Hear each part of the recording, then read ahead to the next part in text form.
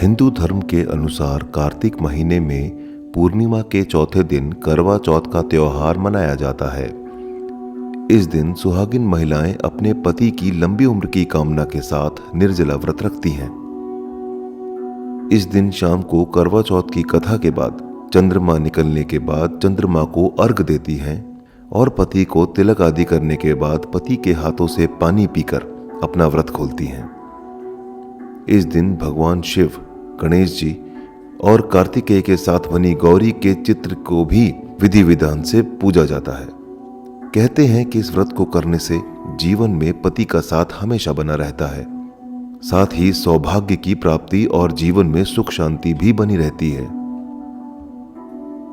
तो लीजिए अब सुनते हैं करवा चौथ की व्रत कथा। एक साहूकार के एक पुत्री और 7 पुत्र थे। करवा चौथ के दिन साहूकार की पत्नी, बेटी और बहुओं ने व्रत रखा। रात्रि को साहूकार के पुत्र भोजन करने लगे तो उन्होंने अपनी बहन से भी भोजन करने के लिए कहा। बहन बोली, भाई अभी चंद्रमा नहीं निकला है, उसके निकलने पर मैं अर्घ देकर ही भोजन करूंगी। इस पर भाइयों ने नगर से बाहर जाकर अग्नि जला दी और छलनी ले जाकर उसमें से प्रकाश दिखाते हुए बहन से कहा, बहन चंद्रमा निकल आया है, अर्घ देकर भोजन कर लो।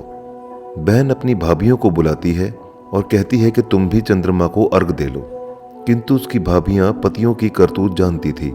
उन्होंने कहा, वाई जी अभी चंद्रमा नहीं निकला है, तुम्हारे भाई चालाकी करते हुए अग्नि का प्रकाश छलनी से दिखा रहे हैं। किंतु बहन ने भाभियों की बात पर ध्यान नहीं दिया और भाइयों द्वारा दिखाए गए प्रकाश को ही अर्घ देकर भोजन कर लिया।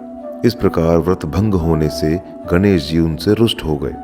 इसके बाद उसका पति सख्त बीमार हो गया और जो भी कुछ घर में था उसकी बीमारी में लग गया। साहूकार की पुत्री को जब अपने दोष के बारे में पता लगा तो वो पश्चाताप से भर उठी।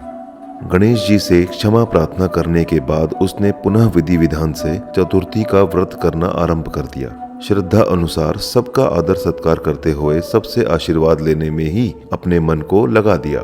इस प्रकार उसकी श्रद्धा भक्ति सहित कर्म को देख गणेश जी उस पर प्रसन्न हो गए। उन्होंने उसके पति को जीवन दान दे उसकी बीमारी से उसको मुक्त कर दिया। इस प्रकार जो कोई छल कपट से रहित श्रद्धा पूर्वक चतुर्थी का व्रत करता है वो सब प्रकार के सुख होते हुए कष्ट संकटों से मुक्त हो जाता है।